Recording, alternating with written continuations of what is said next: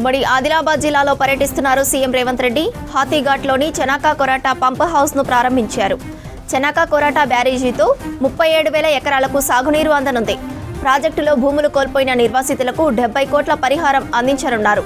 ప్రస్తుతం నిర్మల్ జిల్లాలో సదర్మట్ట బ్యారేజీని ప్రారంభించనున్నారు సీఎం. బ్యారేజీతో నిర్మల్ జిల్లా ఖానాపూర్, కడెం మండలాల్లో ఆయకట్టుకు సాగునీరు అందనుంది. తర్వాత 386 కోట్ల అభివృద్ధి పనులకు శంకుస్థాపనలు చేస్తారు. తర్వాత నిర్మల్ పట్టణంలోని ఎన్టీఆర్ స్టేడియంలో జరిగే బహిరంగ సభకు అటెండ్ కానున్నారు.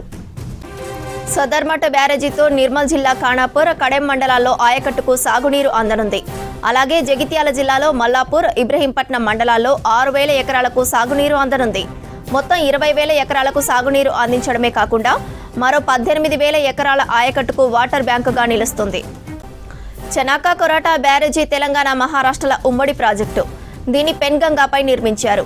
ఉమ్మడి ఆదిలాబాద్ జిల్లాలోని వ్యవసాయ భూములకు సాగునీరు అందించడం కోసం 2016 బ్యారేజీ నిర్మాణం ప్రారంభించారు.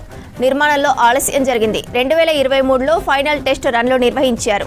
ఆదిలాబాద్ జిల్లాలోని బీడు భూములతో సహా తెలంగాణ, మహారాష్ట్రలోని వెనుకబడిన ప్రాంతాల్లో వ్యవసాయానికి నీరు అందించడం దీని లక్ష్యం. చెనాకా కొరాటా బ్యారేజీ నిల్వ సామర్థ్యం 0.98 టీఎంసీలు. ఈ ప్రాజెక్టు ఉమ్మడి జిల్లాలోని 89 గ్రామాల్లోని 51,000 ఎకరాలకు నీరందించే లక్ష్యంగా అధికారులు పెట్టుకున్నారు. ఉమ్మడి ఆదిలాబాద్ జిల్లాలో పర్యటిస్తున్నారు సీఎం రేవంత్ రెడ్డి. హాతీఘాట్లోని చెనాకా కొరాటా పంప్ హౌస్ను ప్రారంభించారు. చెనాకా కొరాటా బ్యారేజీతో 37,000 ఎకరాలకు సాగునీరు అందనుంది. ప్రాజెక్టులో భూములు కోల్పోయిన నిర్వాసితులకు 70 కోట్ల పరిహారం అందించనున్నారు. ప్రస్తుతం నిర్మల్ జిల్లాలో సదర్మట్ట బ్యారేజీని ప్రారంభించనున్నారు. బ్యారేజీతో నిర్మల్ జిల్లా ఖానాపూర్, కడెం మండలాల్లో ఆయకట్టుకు సాగునీరు అందనుంది. తర్వాత 386 కోట్ల అభివృద్ధి పనులకు శంకుస్థాపనలు చేస్తారు.